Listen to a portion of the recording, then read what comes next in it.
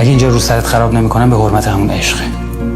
اما خب دنیا همینه، باید خیانت میدیدم چون خودم خیانت کردم. پادشاه عشق بودم عاشقونه، هر کی زخمیه میدونه. دلمو زدی شکستی ولی اینجور نمیمونه.